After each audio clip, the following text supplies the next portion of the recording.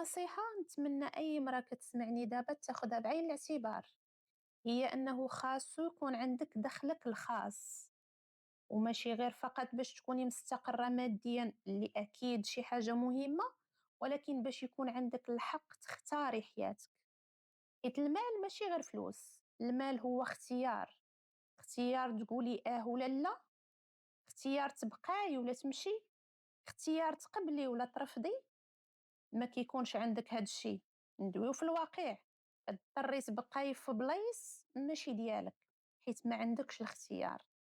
وداك الشي علاش الاستثمار الحقيقي اللي خاصك تبداي بيه هو راسك،